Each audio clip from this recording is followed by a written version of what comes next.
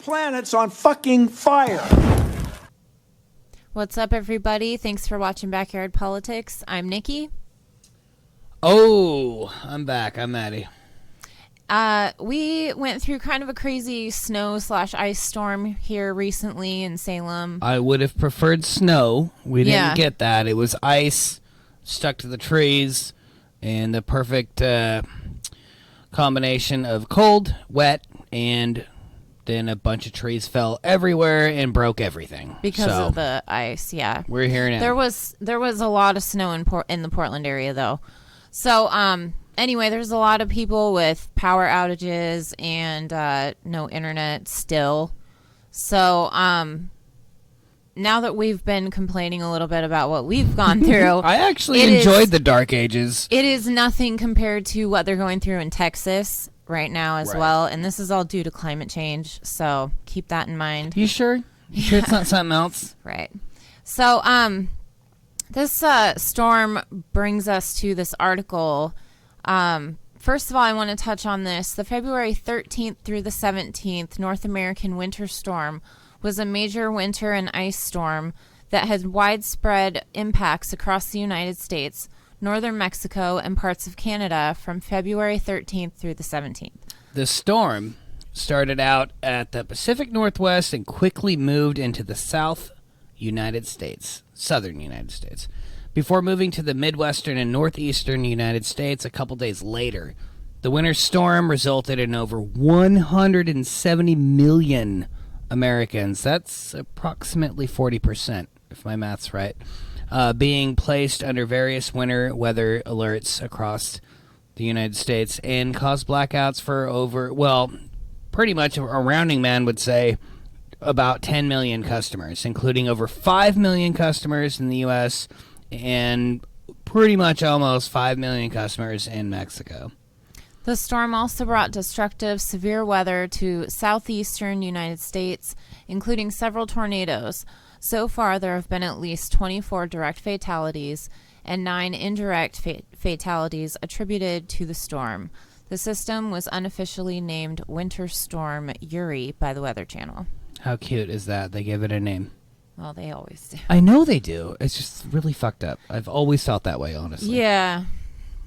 And I've always felt bad for girls named Katrina. Yeah, well, that's what I was going to say. Now that you say that you feel that way, like Katrina is a prime example. I actually did know a chick named Katrina that worked at an Old Navy here in town. I know one, too. I don't know. Anyway, Oregon has experienced severe storms which have downed thousands of power lines and numerous substations. Governor Kate Brown has declared a state of emergency, and the Oregon Office of Emergency Management is working with state and local authorities to respond. As long as Kate Brown's on it. Yeah. So this article from the Oregonian that we're going to dive into says, Portland police officers guarding Fred Meyer dumpsters as residents seek discarded food. That really happened. Really happened. Can we make me a little tiny cute picket sign that says fuck you? I can just put it up every time I feel that way. Yeah. So roughly a dozen Portland police officers faced off with a small group at a northeast Portland Fred Meyer on Tuesday after people tried to take food that had been thrown away. Workers at the Hollywood West Fred Meyer threw away thousands of perishable items because the store, like many others, had lost power in an outage brought on by the region's winter storm. Images on social media showed mountains of packaged meat, cheese, and juice, as well as whole turkeys and racks of ribs that had been tossed into 2 large dumpsters near the store. So, what would you do if you were homeless? I don't give a fuck if I'm homeless or not. I would be up there, like, getting the food to feed it to the homeless. Right. Or if or you're to hungry, have it for myself. Or if you're hungry or poor. Yeah. Exactly. So, Morgan McNiff, a prominent activist and outspoken Portland police critic who lives in the neighborhood, said employees were guarding the dumpsters when they showed up to get some of the discarded food. McNiff began to film the employees, good for her, I believe it's a her, and reported staff members threatened to call the police on them for doing so. So then the store manager called the police, and McNiff said, She started live streaming on Instagram. After that, other people started showing up and asking them, why are you guys guarding a dumpster? McNiff said about 15 people eventually gathered in an attempt to collect food. At that point, McNiff said a dozen officers arrived at the scene. Okay, I have... For 15 people trying to get food, a dozen officers showed up. I have a few things to say about that. And most of it's about quantity. Some of it's about capitalism, but... Okay, so when food expires, I don't know if you guys know this, but when food expires, that doesn't mean that it's not usable. And I'm not saying everybody go around eating your expired cheese that's grown moss. That's not what I'm saying. There's a protocols. Sell by date. Thank you. Sell by date. Yeah. There's protocols and policies that places have to, abide by, so that they eliminate the chances, or at least bring down the chances of folks getting sick from eating their foods. But anyway, where I'm going with this is a lot of times foods say sell by this date, this is the expiration date, but it actually lasts a lot longer than that as far as safe consumption goes. Again, I can't give this disclaimer enough. Don't eat that cheese that looks like blue cheese and you didn't buy it that way. There are a lot of stores that do donate their expired product to homeless shelters. Right. Okay. So my other point that I'm trying to make is you don't need a dozen police officers to show up for 15 folks looking for food. Through one dumpster. You don't even need one officer to show up. These people weren't being violent. No, they weren't doing causing a ruckus. Right. They weren't even trying to profit. They were trying to eat. Mm-hmm. So that's fucked up shit right there. Here's a photo of it. Looks like you need a dozen officers to respond to that, right? At least. Maybe some SWAT, a couple helicopters would help. Just trying to get food for people that need it. On Wednesday, Portland police, whom we've covered here so many times on Backyard Politics. Had a run-in back in the day. Yeah, on Wednesday, Portland police said officers were sent to the scene after employees said, quote, they felt the situation was escalating and feared there may be physical confrontation. Yeah. Did that photo look like physical confrontation? Yeah, it looked like they were confronting with those unused foods. And it looked like a lot of violence, if you ask me. It looked like socialism was going through a dumpster to feed the rest of society, while capitalism was trying to prevent it. Fuck. You should write that down. It's on video. Oh. Go ahead. Shut up. Juniper Simonus? Sure. That'll work. Simonoi. A well-known activist and researcher who arrived to document the police presence said officers showed up and threatened those on hand with arrest, at which point the crowd moved across the street. I was documenting the police, not what was in the dumpster, they said. I was going over there, and the police got the store manager to threaten me with trespassing. Yeah. Don't there's these so cops, many ways. real quick, don't these cops have anything better to fucking do? Who are I they would serving? fucking hope so. Who are they serving and protecting? They're serving and protecting Expired capitalism. Seriously, capitalism. The grocery store. I don't know if any of you folks at home have ever trespassed. I'm not going to say whether or not I have. But it's usually something where you're trying to take and or steal something that is not yours, that somebody has a beholden value for, right? So you trespass to rob a bank, something simple like that, okay? These folks weren't trespassing. I was just going for the extreme. These folks weren't trespassing for anything other than this food's going to get thrown away.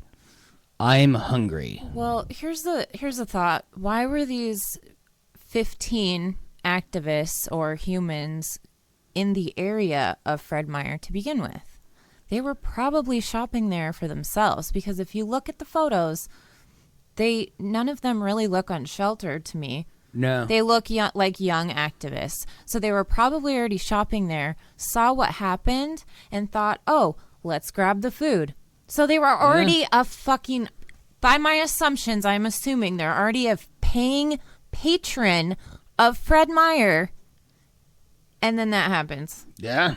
I mean, even if they were just there to use the bathroom. Yeah, no, I agree. I agree. The point is concrete in and of itself that, the police, I feel like I need to write a song about this. Like, the police showed up so that they could make sure the food got thrown away. Yeah. So that poor folk couldn't have it. Mm-hmm. Just like I don't think it's going to be a hit. Just like the cops do sweeps. Just like the sweeps. We're not going into that tonight. We are, actually. No. So it says, the run-in also came as the region reeled from a winter storm that brought on widespread power outages that left many people unable to salvage perishable items in their refrigerators. The people who were there weren't there for selfish reasons. They were there to get food to distribute to hungry people around the city. Eating is not a selfish reason. Right. There are mutual aid groups that have been helping feed people at warming centers because the city doesn't have enough resources to feed them. Wouldn't it be really cool if, like, a city had, like, a way to tax the inhabitants of the city so that we don't have this problem? Yeah, that would be great. We should work that up sometime. I have a calculator. We could do it. So it says, McNiff said many of the people police threatened with arrest and turned away are regular customers of the store. Like I said, I live in this neighborhood. This neighborhood doesn't have power, McNiff said. And Fred Meyer is telling people in this immediate community who shop here that they can't have these things they're throwing away. Cheese, pickles, yogurt, things that are intentionally cultured and cured. Simoness said it's hard to rationalize the actions by police and the store. None of this makes sense to me except through the lens of a severely ingrained policing and a culture of disrespect for human dignity, they said. That, before you slide. Yeah. That last part hits home for me really fucking hard. Considering, and I'm not trying to toot my own flute, I'm not trying to toot yours either, but considering, like, how much interaction and just things that we've done in our local community to, like, we don't have money, but, like, we're trying to make even the smallest attempt to help the unsheltered. And which is just being a good human. That's being a good human. That's all it is. But, like, the disrespect for human dignity, that says it all for me. So here's a map of the power outages. I just wanted to show you. 100,000 outages in Texas and in Oregon. I feel like my head's blocking Oregon. Is it? More than, it says. There it is. So more than 100,000 outages in Texas and in Oregon. But Fred Meyer doesn't want you to get a little bit of free food from their dumpster. From their dumpster. Not from their store, from their fucking dumpster. You would think, like, just from, like, if I could for a sec, pretend to be a capitalist. You would think from a capitalist point of view, you know there's hungry folk out there. So instead of them stealing from your store for products that are still sellable. Absolutely. Or vandalizing later because they're pissed off that they couldn't eat. Right.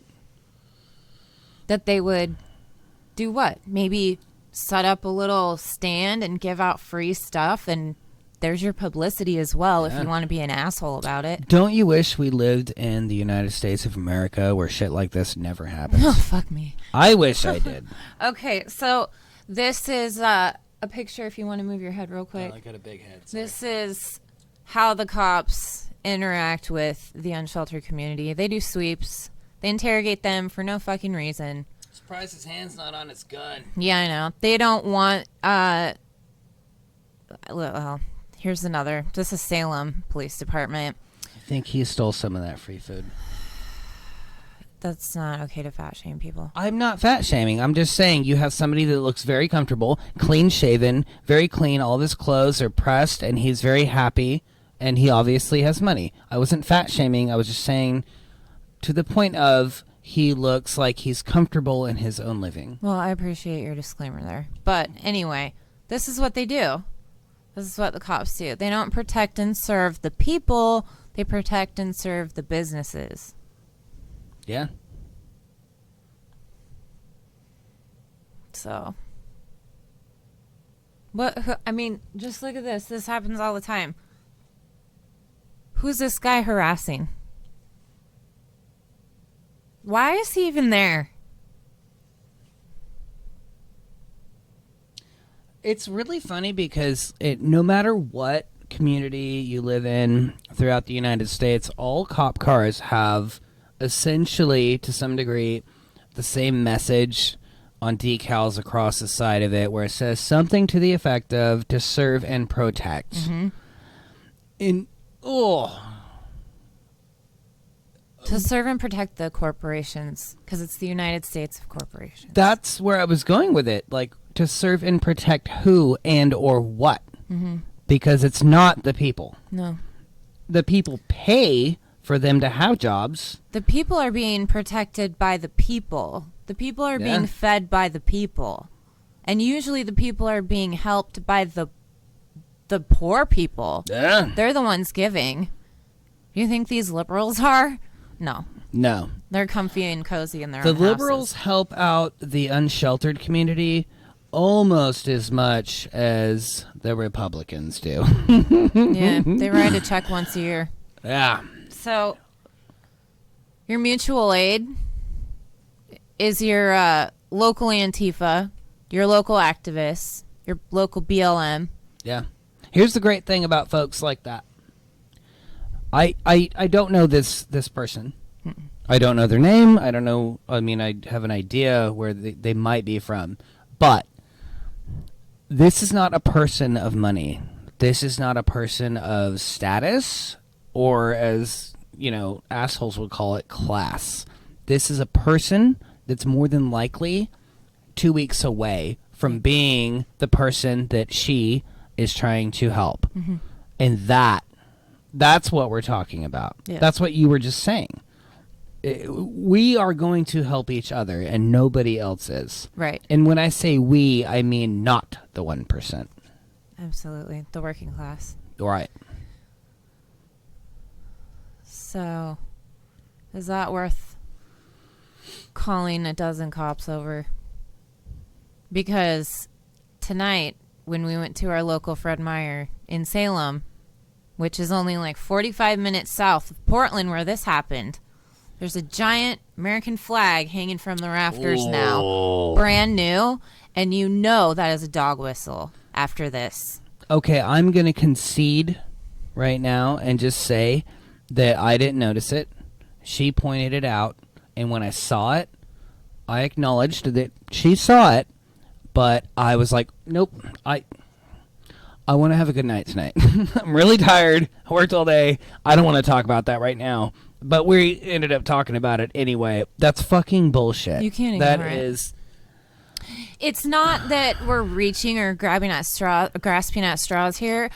Our local Winco had like a bunch of these racist morons in town that are like no maskers show up and try to protest there because they got in trouble for not wearing a mask.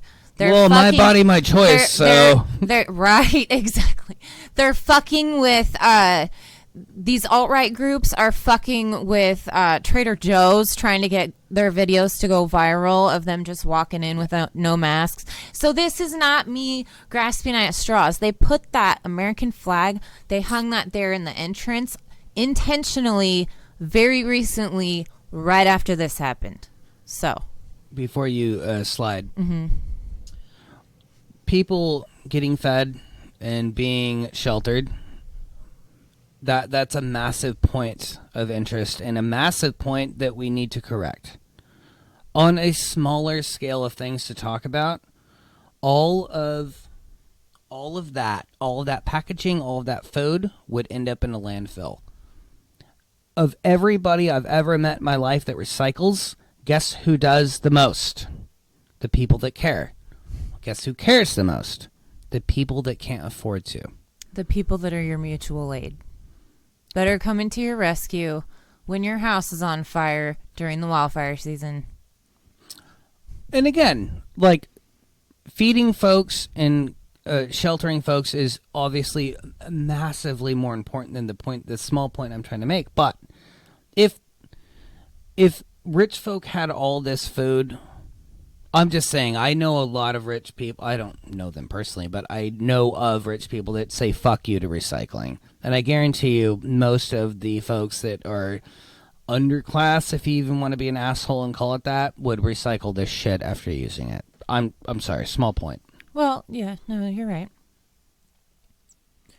So, this is also your mutual aid. And it is very fitting that it says abolish PPB, which is Portland Police Bureau. So, I wanted to end with that photo behind your head. Sorry, I got a big head. No, I do have a big head. Well, I tried to... You can scoot up. It's fine.